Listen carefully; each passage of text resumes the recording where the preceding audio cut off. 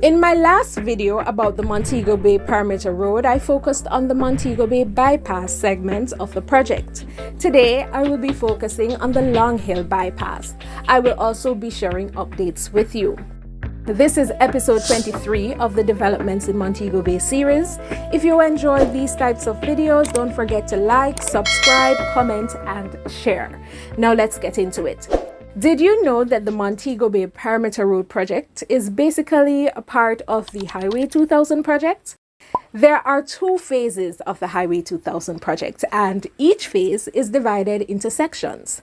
The Montego Perimeter Road falls under Phase 2B of the Highway 2000 project, and when completed will connect Montego Bay to the Maypen to Williamsfield leg in Mandeville, and of course to the rest of Highway 2000.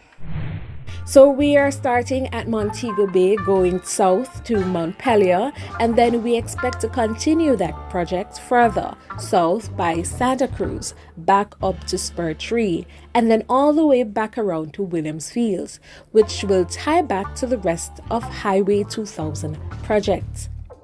The Highway 2000 project has so far made the transit from Montego Bay to Kingston significantly shorter and comes with the added benefit of bypassing the dreaded flat bridge. It also complements Jamaica's Vision 2030 plan, as modern road infrastructure is an important part of the country's national development.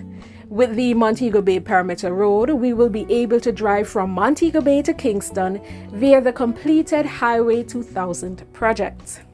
Now on to the route of the Long Hill bypass. The Long Hill bypass, which is approximately 10 kilometers of roadway, will start near Bogue Village along the Montego Bay bypass. It will go up Bogue Hill and through Anchovy, at which point there will be an interchange connecting Anchovy Main Road to the new bypass. The new road alignment will continue to Montpelier.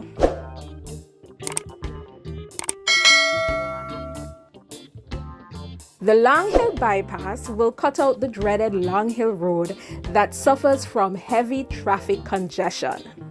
Whenever a vehicle breaks down, whenever it rains, or there's a car crash in that area, a nightmare situation is created.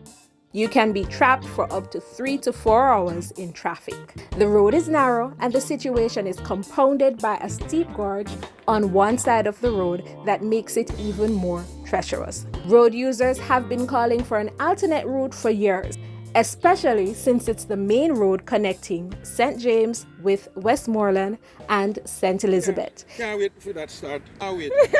Because just about every rainfall, there's an accident on the road. There's an accident? Just about every rainfall oh along it. You have an accident where the road blocked for hours or something go wrong.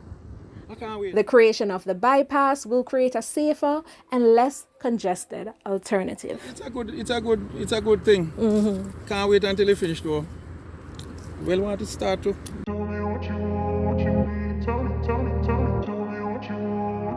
Last year, they completed preliminary designs for the project and geotechnical research. By December 2021, they had already acquired 10% of the required land.